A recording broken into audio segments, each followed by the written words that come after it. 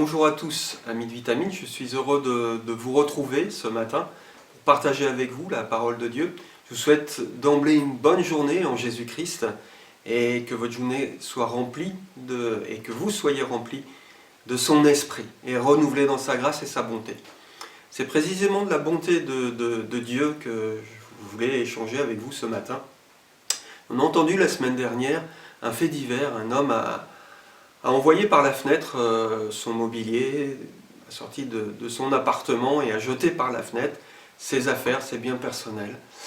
Et quand les policiers l'ont interrogé, ou les médecins, je ne sais pas, les psychologues, il disait que c'était le Seigneur qui lui avait demandé d'agir de la sorte. Et quand j'ai entendu parler de ce fait divers, j'ai été assez indigné. Le fait d'associer le nom du Seigneur à un acte de folie comme celui-là, ça m'a mis un peu même en colère.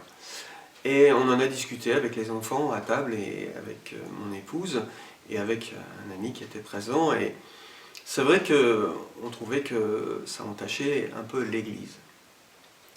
Mais Jésus, dans sa bonté et sa grâce, et j'ai été interpellé la nuit même et le lendemain sur ce partage qu'on avait pu avoir en famille. Et j'ai été interpellé parce que Jésus, à l'égard de la folie humaine, a parfois manifesté beaucoup d'indulgence, de bienveillance, de bonté et de grâce. Et c'est vrai qu'on ne sait pas ce qui s'est passé et ce qui se passe dans la vie de cet homme, de ce qui se passe dans ce foyer. On est parfois, nous aussi, parfois ça peut nous arriver d'être en colère et puis d'avoir un acte sous le coup de la colère et de faire des bêtises. Je ne sais absolument pas ce qui s'est passé dans ce milieu familial.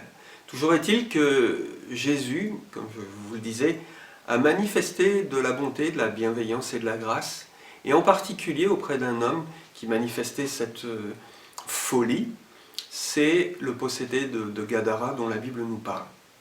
C'est un homme qui était animé d'une grande folie puisqu'il habitait dans les sépulcres, il agissait de façon très violente, il se faisait lui-même se flagellait, se faisait du mal et se meurtrissait.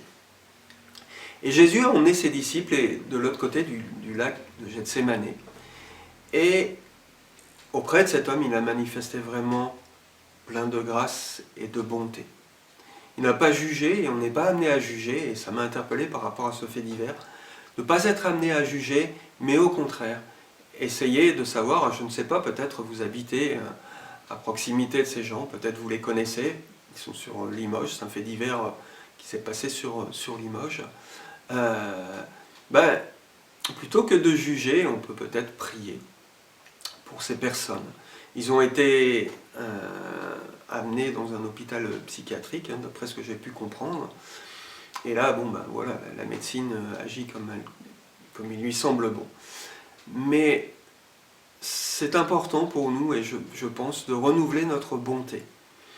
Peut-être vous rencontrerez dans la journée aussi des personnes violentes qui vont agir peut-être sous l'action de la colère ou manifester de la violence ou manifester de la folie.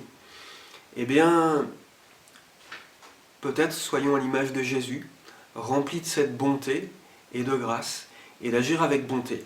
Le livre des Proverbes, j'y reviens, nous dit au chapitre 19, verset 22, « Ce qui fait le charme d'un homme, c'est sa bonté. » Ce qui fait le charme d'un homme, c'est sa bonté. Eh bien, je vous souhaite une belle journée, remplie de cette grâce et de la bonté de Dieu, et d'agir envers ceux qui vous entourent avec bonté. L'apôtre Paul ne dit pas différemment dans les épîtres, que ce soit aux Colossiens ou aux Éphésiens. C'est un fruit de l'esprit aussi, d'être rempli de l'Esprit de Dieu et de manifester donc cette bonté.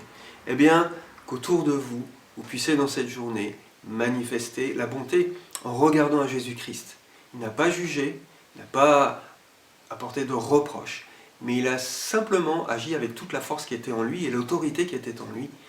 Avec grâce et bonté, il a délivré cet homme. Voilà. Eh bien, encore une fois, soyons remplis de cette bonté. Je vous souhaite une bonne journée en Jésus-Christ.